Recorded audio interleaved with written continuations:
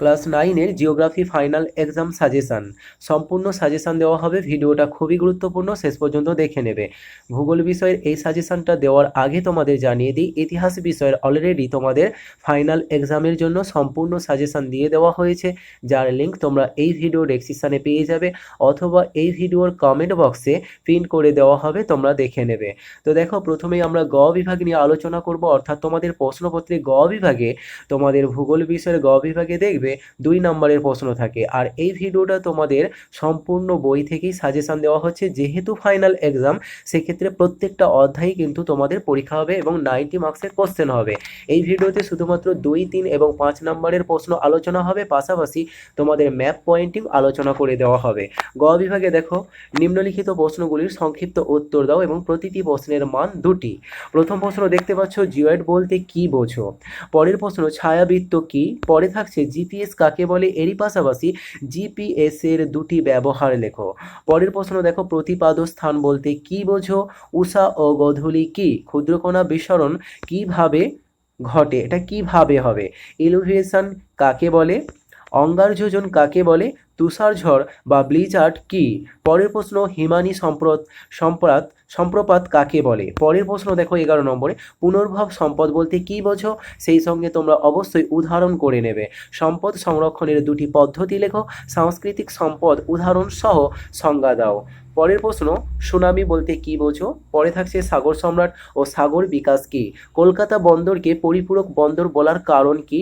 তাল ও দিয়ারা বলতে কি বোঝো? ব্যবচ্ছিন্ন মালভূমি কাকে বলে? লোয়েস সমভূমি কাকে বলে? প্লাবন সমভূমি বলতে কি বোঝো? পাহাড়ি এলাকায় ধসপ্রবণ হওয়ার কারণ কি? পরে বলা হয়েছে আবহাওয়া মানচিত্র কাকে বলে? তথ্য প্রযুক্তি শিল্প কাকে বলে? টপোগ্রাফিক্যাল মানচিত্র বলতে কি বোঝো? ভূবৈচিত্র্যসূচক মানচিত্র কাকে বলে? এরপর থাকছে মানচিত্র প্রস্তুত করতে কোন কোন উপাদান প্রয়োজন। তাহলে মোটামুটি তোমাদের 2 নম্বরে এখানে 26টা প্রশ্ন উল্লেখ করে দেওয়া হয়েছে। এছাড়াও কিন্তু তোমরা তোমাদের পাঠ্য বই পড়লে দেখবে এগুলো বাদেও আরও বেশ কিছু 2 নম্বরে ইম্পর্টেন্ট প্রশ্ন আছে, তবে এগুলো সবচেয়ে বেশি গুরুত্বপূর্ণ। এই প্রশ্নগুলো পরীক্ষাতে প্রায় এসে থাকে, তাই এই 2 নম্বরের প্রশ্নগুলো তোমাদের এখানে আলোচনা করা হলো। এই প্রশ্নগুলো প্রত্যেকেই সব ভালো করে প্রস্তুতি নেবে। এরপর চলে যাব তোমাদের প্রশ্নপত্রে, দেখবে ঘ বিভাগে যে প্রশ্নগুলো থাকে, এই প্রশ্নগুলো 3 নম্বরের প্রশ্ন থাকে। এখানে দেখবে কিছু প্রশ্ন তোমাদের সবুজ কালি দিয়ে প্রশ্নগুলো দেওয়া হয়েছে, অর্থাৎ এইগুলো ইম্পর্টেন্ট, তবে সবচেয়ে বেশি ইম্পর্টেন্ট যেটা, সেটা হচ্ছে লাল কালি দিয়ে যেসব প্রশ্নগুলো লেখা আছে, এই প্রশ্নগুলো সবচেয়ে বেশি গুরুত্বপূর্ণ। আশা করি বোঝা গেছে।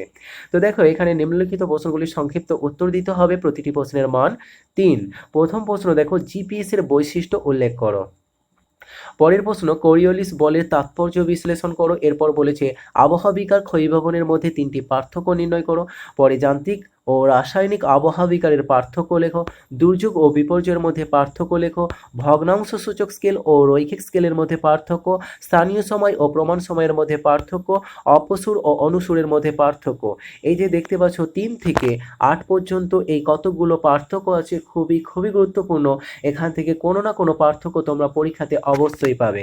এরপরে দেখো, উপকূলীয় সমভূমি এবং বদ্বীপ সমভূমির মধ্যে 3টি পার্থক্য নির্ণয় করতে হবে। পরে দেখো বলেছে সৃষ্টির কারণ সহ অধিবর্ষ বুঝিয়ে দাও। পরের প্রশ্ন বলেছে আগ্নেয় পর্বতের 3টি বৈশিষ্ট্য লেখো। আচ্ছা, সৃষ্টির কারণ সহ অধিবর্ষ বুঝিয়ে দাও, এটা টিকা হিসাবে লিখতে হবে। পরের প্রশ্ন বলেছে উষ্ণ মরু অঞ্চল ও শীতল মেরু অঞ্চলে যান্ত্রিক আবহাওয়িকারের অধিক কার্যকরী কেন? এই প্রশ্নটা সবুজ কালি দেওয়া আছে, দেখতে পাচ্ছ। পরের প্রশ্ন বলেছে পশ্চিমবঙ্গের কৃষিকাজের 3টি বৈশিষ্ট্য উল্লেখ করো বা লেখো। ধান চাষের অনুকূল জলবায়ু ও মৃত্তিকার পরিচয় দাও। পরের প্রশ্ন বলা হয়েছে যে পশ্চিমবঙ্গের তথ্য প্রযুক্তি শিল্পের উন্নতির 3টি কারণ ব্যাখ্যা করো। এরপর বলা হয়েছে পরিবেশ ও মানুষ্য জীবনের উপর ভূমিকম্পের প্রভাব উল্লেখ করো। পরের প্রশ্ন, বিপর্যয় মোকাবিলায় শিক্ষার্থীদের ভূমিকা লেখো। এটা বলতে পারে বিপর্যয় মোকাবিলায় ছাত্রছাত্রীদের ভূমিকা একই ব্যাপার। দাবানলের ব্যবস্থাপনায় 3টি পদ্ধতি ব্যাখ্যা করো।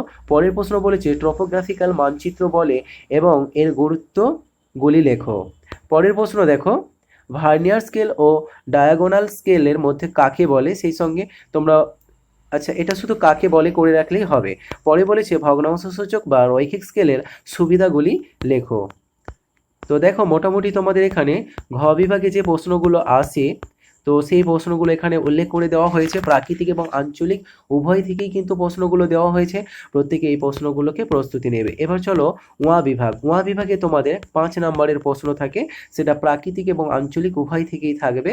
তো দেখো এই প্রশ্নগুলোর উত্তর দিলে 5 নম্বর পাবে। প্রথম প্রশ্ন, পৃথিবীর পরিক্রমণ গতির ফলাফল হিসাবে দিনরাত্রি হ্রাস বৃদ্ধি এবং সূর্যের আপাতবার্ষিক গতি ব্যাখ্যা করো। পরের প্রশ্ন, পৃথিবীর অভিগত গোলক আকৃতি সপক্ষে যুক্তি দাও। পরের প্রশ্ন, পৃথিবীর আবর্তন গতির ফলাফলগুলি আলোচনা করো। ঋতু পরিবর্তনের কারণ বিবৃতি করো। এই প্রশ্নটা তোমাদের 3 নম্বরেও কিন্তু আসতে পারে। পরের প্রশ্ন বলেছে স্তূপ পর্বতের উৎপত্তির কারণ ও বৈশিষ্ট্য উল্লেখ করো। প্লাবন সমভূমি ও বদ্বীপ সমভূমি সৃষ্টির সম্পর্কে লেখো। পরে বলেছে পর্বত বেষ্টিত মালভূমি ও ব্যবচ্ছিন্ন মালভূমির সৃষ্টির প্রক্রিয়াগুলি লেখো। তোমরা যারা ভিডিওটা দেখছো, বিভিন্ন স্কুলে পরীক্ষা হয়েছে, এমন প্রশ্নপত্র তোমাদের সুবিধার্থে দেওয়া হয়েছে, যেগুলোর লিঙ্ক তোমরা এই ভিডিও ডেসক্রিপশনে পেয়ে যাবে। প্রশ্নপত্রগুলো দেখবে, এই সাজেশনগুলোর প্রস্তুতির পাশাপাশি বিভিন্ন স্কুলের প্রশ্নপত্রগুলো দেখো, তাহলে তোমাদের একটা ধারণা আসবে যে অ্যানুয়াল পরীক্ষার প্রশ্নপত্র ঠিক কী রকম হবে এবং কী ধরনের প্রশ্নগুলো এসে থাকে। এই প্রশ্নগুলোকে অবশ্যই ভালো করে তোমরা প্রস্তুতি নেবে। পরের প্রশ্ন দেখো, এবং খুবই গুরুত্বপূর্ণ প্রশ্ন, পাঁচ সংস্থান মতবাদের ভিত্তিতে ভঙ্গিল পর্বতের উৎপত্তি ব্যাখ্যা করো। পরের প্রশ্ন, রাসায়নিক আবহাওয়াকারের যে কোনো দুটি প্রক্রিয়া আলোচনা করো। এই প্রশ্নটাও কিন্তু ইম্পর্টেন্ট। পরের প্রশ্ন, আবহাওয়াবিকারের 5টি ফলাফল বা প্রভাব উল্লেখ করো। খুবই গুরুত্বপূর্ণ প্রশ্ন। পরের প্রশ্ন দেখো, দুর্গাপুরে ইস্পাত শিল্প গড়ে ওঠার কারণ লেখো। কলকাতা বন্দরের সমস্যাগুলি আলোচনা করো এবং কলকাতা বন্দরের পরিপূরক হিসাবে হলদিয়া বন্দর গড়ে ওঠার কারণ। এই প্রশ্নটাও ইম্পর্টেন্ট, যদিও সবুজ কালি বা লাল কালি দেওয়া হয় না, কিন্তু এটাও ইম্পর্টেন্ট। পরের প্রশ্ন, পশ্চিমবঙ্গে কার্পাস বয়ন শিল্প উন্নতির কারণগুলি বিবৃতি করো। পরে বলা হয়েছে পশ্চিমবঙ্গের জনজীবনে ঋতু পরিবর্তনের প্রভাব উল্লেখ করো। পরের প্রশ্ন, হুগলি শিল্পাঞ্চলে এর পাট শিল্পের বর্তমান সমস্যাগুলি লেখো। পশ্চিমবঙ্গ তথ্য প্রযুক্তি শিল্প উন্নতির কারণগুলি চিহ্নিত করো। যদিও এটা উপরে আলোচনা হয়েছে 3 নম্বরের প্রশ্ন হিসাবে। জলবিদ্যুৎ উৎপাদনের অনুকূল প্রাকৃতিক পরিবেশ আলোচনা করো। পাশাপাশি দক্ষিণ ভারতের জলবিদ্যুৎ উৎপাদনের সুবিধা অসুবিধাগুলি উল্লেখ করো। পরের প্রশ্ন দেখো, অপ্রচলিত শক্তির উৎসের নাম এবং সুবিধাগুলো লেখো। প্রচলিত অপ্রচলিত শক্তি সম্পদের 3টি করে সুবিধা এবং অসুবিধা লেখো, সেই সঙ্গে পার্থক্য অবশ্যই করে নেবে ভালো করে। পরে বলা হয়েছে ভগ্নাংশ সূচক ও রৈখিক স্কেলের সুবিধা অসুবিধা, সেই সঙ্গে পার্থক্য, যদিও উপরে আলোচনা করা হয়েছে। তো এই প্রশ্নগুলোকে তোমাদের প্রস্তুতি নিতে হবে। এরপরে দেখো, চ বিভাগে তোমাদের বলেছে প্রশ্নপত্রের সঙ্গে প্রদত্ত পশ্চিমবঙ্গের মানচিত্রের নিম্নলিখিত বিষয়গুলি উপযুক্ত চিহ্ন ও প্রতীক সহ চিহ্নিত করতে হবে এবং প্রতিটি প্রশ্নের মান থাকবে 1। এখানে বেশ কতগুলো চিহ্নিত অংশ দেওয়া হয়েছে, এগুলোকে তোমরা চিহ্নিত করবে। টেক্সট বুক অথবা সহায়িকা ফলো করো। এই সমস্ত ম্যাপ পয়েন্টিংগুলো চিহ্নিত অংশ দেখতে পাবে তোমরা ম্যাপের মধ্যে। পশ্চিমবঙ্গের রাঢ় অঞ্চল, শুশুনিয়া পাহাড় ধান উৎপাদক মুখ্য জেলা, কয়লা খনি অঞ্চল।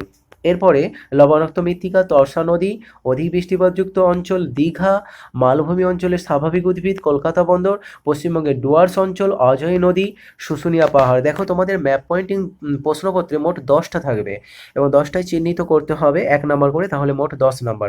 তো সেই ক্ষেত্রে এখানে মোটামুটি 30 থেকে 35টা দেওয়া হয়েছে, এগুলোকে প্র্যাকটিস করো, এর মধ্য থেকে তোমরা পেয়ে যাবে আশা করা যায়। পাট উৎপাদক মুখ্য জেলা। এরপর বলেছে একটি তাপবিদ্যুৎ কেন্দ্র, খুবই গুরুত্বপূর্ণ, এইভাবেই প্রশ্ন পরীক্ষাতে বেশি এসে থাকে। মাঝারি বৃষ্টিপাতযুক্ত অঞ্চল, মালভূমি অঞ্চলের স্বাভাবিক উদ্ভিদ, কিছু কিছু প্রশ্ন হয়তো রিপিট হয়েছে ম্যাপ পয়েন্টিং।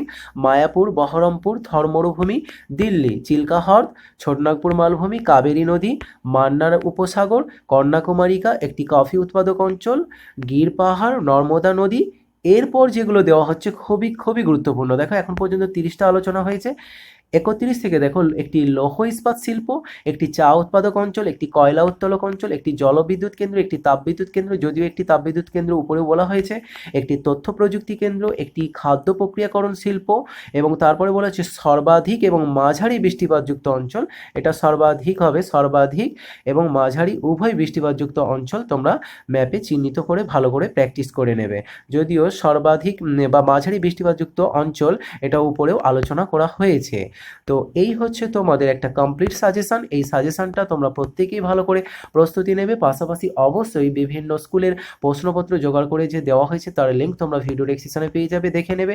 সেই সঙ্গে ইতিহাসের সাজেশনটা দেখতে ভুলবে না, কমেন্ট বক্সে পিন করে দেওয়া হবে এবং সেই সঙ্গে তোমরা ভিডিও ডেসক্রিপশনে পেয়ে যাবে, অথবা তোমরা এই মুহূর্তে দেখো স্ক্রিনের মধ্যে ইতিহাসের একটা কমপ্লিট সাজেশনের ভিডিও দেখতে পাচ্ছ। তো ওই ভিডিওটা দেখার জন্য জাস্ট একটা ক্লিক করো, ক্লিক করলেই পেয়ে যাবে।